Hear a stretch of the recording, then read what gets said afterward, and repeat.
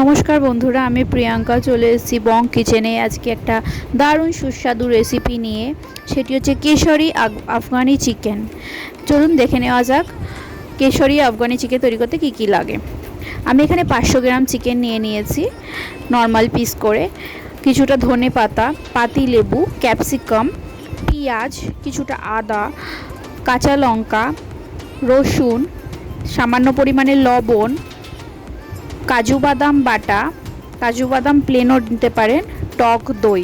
এই সব কটাকে আমি মিক্সিতে পেস্ট করে নেব। এটা ভালো পেস্ট করে এটাকে চিকেনে ম্যারিনেট করে আমি সকালবেলা রেখে দিয়েছিলাম। এখন আমি চিকেনটা করব। আপনারা চাইলে 1 আওয়ার্সও রাখতে পারেন, কিন্তু ম্যারিনেট করে অবশ্যই মিনিমাম 1 আওয়ার্স রাখবেন। এবার ম্যাক্সিমাম আপনার ইচ্ছে মতন রাখতেই পারেন। এবার আমি একটা কড়াইয়ে ঘি দিয়ে দিয়েছি। আমি আজকে রান্নাটা ঘিয়ে করব। ঘিয়ের মধ্যে আমি ছোট এলাচ, বড় এলাচ আর জয়িত্রী দিয়ে দিয়েছিলাম। এবার এটা ভালো করে গরম হয়ে গেলে হাই ফ্লেম রেখে আমি চিকেনটা কড়াইয়ের মধ্যে দিয়ে দেবো। একে একে চিকেনগুলো কড়াইয়ের মধ্যে দিয়ে দেওয়ার পর ভালো করে ডার্ক ব্রাউন করে এপাশ ওপাশটা ভেজে নেব। চিকেনগুলো আমি গ্রেভিটা কিন্তু দিইনি, দেখেইছেন আগে। আমি এইটা হাই ফ্লেমে রেখে চিকেনটাকে কিন্তু ভালো করে ভাজছি। হাই ফ্লেমে এই কারণে রাখতে হবে, না হলে পরে ফ্লেম লো করলে পরে সমস্ত চিকেনের জল ছেড়ে দেবে চিকেনগুলো, আর আমাদের ভাজাটা হবে না। ভালো করে ব্রাউন করে, গোল্ডেন ব্রাউন করে, দেখতেই পাচ্ছেন কত সুন্দর ব্রাউন কালার আমারটায় চলে এসছে। প্রত্যেকটা মাংসের টুকরো আলাদা আলাদা করে এপাশ ওপাশ করে গোল্ডেন ব্রাউন করে আমি ভেজে নেব।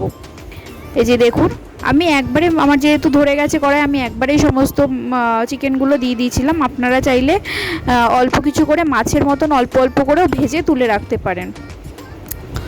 তো এই দেখুন, আমি প্রত্যেকটা চিকেনের পিস ভালো করে এপাশটা এক পাশ হয়ে গেলে আর এক পাশটা উল্টে উল্টে ভালো করে ভেজে নেব। এই যে দেখুন আমার চিকেনগুলো।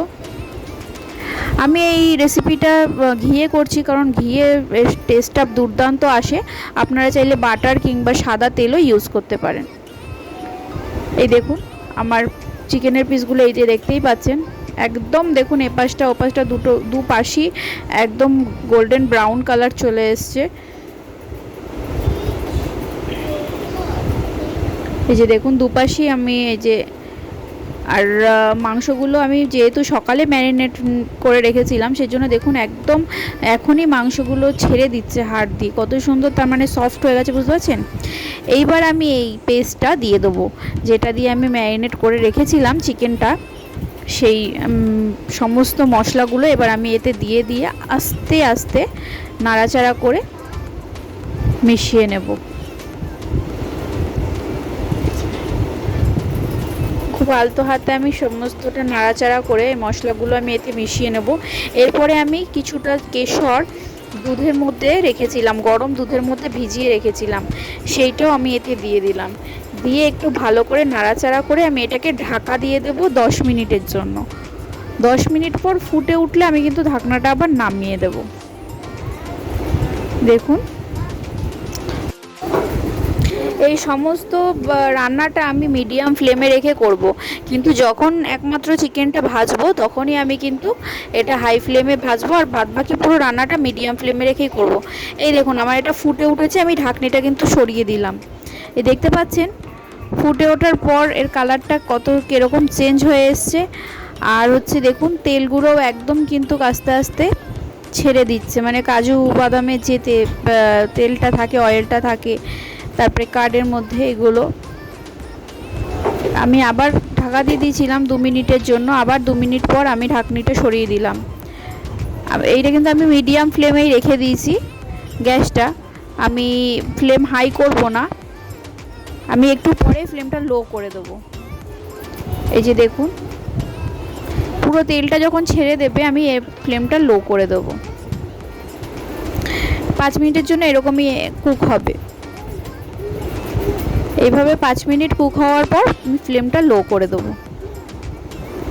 এই যে দেখতেই পাচ্ছেন মিডিয়াম ফ্লেমে 5 মিনিট কুক হওয়ার পরে আমি ফ্লেমটা এই যে লো করে দিয়েছি, দেখতেই পাচ্ছেন একদম লো ফ্লেমে বসানো রয়েছে। এটা প্রায় বলতে গেলে আমার একদম রেডি হয়ে গেছে। আর সামান্য একটুখানি গ্রেভিটা শুকোলে পরে আমি এটাকে সার্ভ করব। দেখুন আমার চিকেন আফগানি একদম রেডি, কেসারি চিকেন আফগানি। তো চলুন সার্ভ করা যাক। এই দেখুন কত সুন্দর লাগছে, দেখতে পাচ্ছেন তেলটা কীরকম, ঘিগুলো একদম সাইড থেকে বেরিয়ে এসছে, আর মশলাটাও একদম শুকিয়ে চিকেনের সাথে মেল্ট হয়ে গেছে। তো আমার এই ভিডিওটি ভালো লেগে থাকলে অবশ্যই লাইক, কমেন্ট ও শেয়ার করবেন। আর এরকম নতুন নতুন ভিডিও পেতে গেলে আমার চ্যানেলটিকে অবশ্যই সাবস্ক্রাইব করবেন। অসংখ্য ধন্যবাদ।